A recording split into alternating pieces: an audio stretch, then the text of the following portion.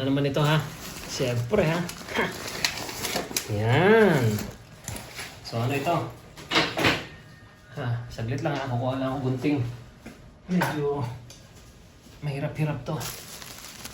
Ito naman ay pampatibay ito dun sa ano, dun sa ating sa ano ko to in-order.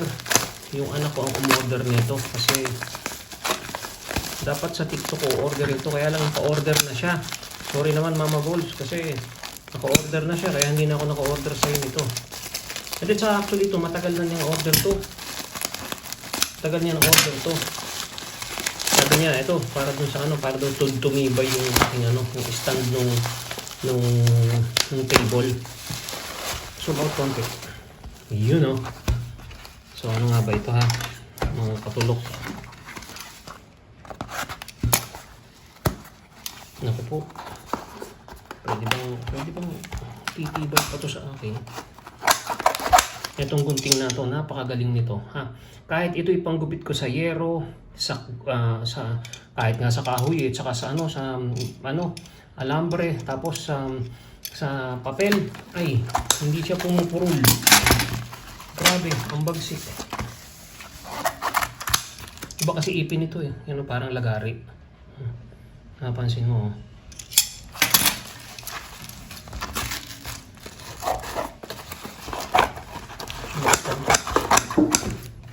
Yan na. Diba meron tayong stand ng ating ano, ng ating mic, diba?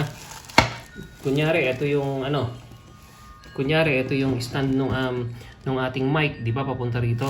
Ito yung pang-ipit para hindi madurog to. Kasi kung ito yung stand mo, madudurog to. Di ba may iniipitan dito, iniipitan ng ng microphone, di ba? Yung stand ng microphone na pag ganon, yung pag ganon. Yan. Di ba may iniipitan dito tapos sa ilalim merong hiniipitan. Ito yung pang-ipit doon para hindi bumigay yung yan. Pakita ko ha. Pakita ko ha. So. Yan, yan oh. Mapapansin nyo, ayan oh. Yan oh. Yung clip nun, yung clip nung ano mo, nung stand mo, nung microphone mo. Ha, yan oh. Siya yung pampatong sa ilalim kasi pag minsan nadudurog siya. Nadudurog, yan oh. Ha. So, para lumaki yung base. Lumaki yung base. Ganun lang kasimple. Ito yung pinalaki lang yung base para hindi madurog yung mismong kahoy na iniipitan. So, ito sa ilalim. Hindi ko alam kung alin ang sa ilalim pala o sa ibabaw ha. Basta yung isa dyan sa ilalim. So, kung titingnan mo, ilalagay mo to dito. Kaya lang, hindi ko kasi mapasok, mayroong kanto rito eh. May kanto rito. So, halimbawa, nakapasok na siya. Ito naman dito sa ibabaw. So, lalabas niyan. Lalabas niya siya na pag ganun. Yan. Iniipit niya yung kahoy. Tapos sa ibabaw nito, dito mo ilalagay yung ito kung napapansin niyo, ito. Yan. 'Di ba? Yan, dito mo isasaksak dito. Papakita ko to sa inyo pagka naka-setup na ha. Yung finished product papakita ko sa inyo ha. Titibay yung base nyo, hindi magbibigay yung kahoy. Hindi bibigay yung kahoy kasi nga malaki yung base.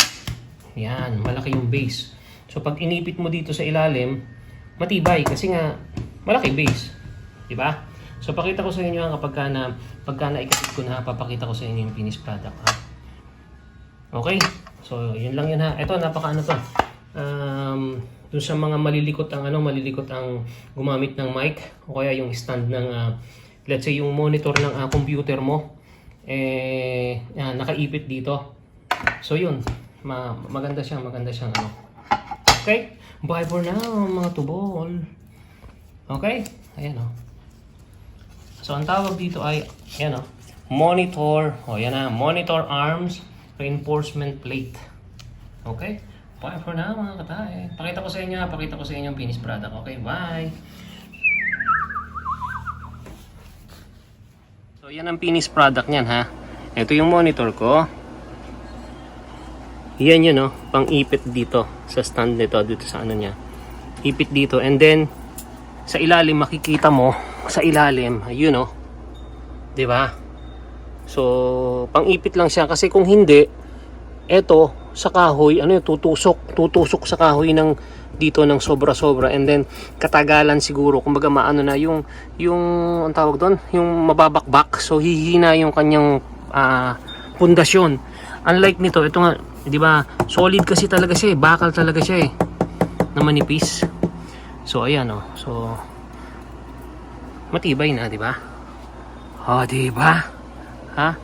So matibay siya, di ba? So bye for now mga katae. Bye.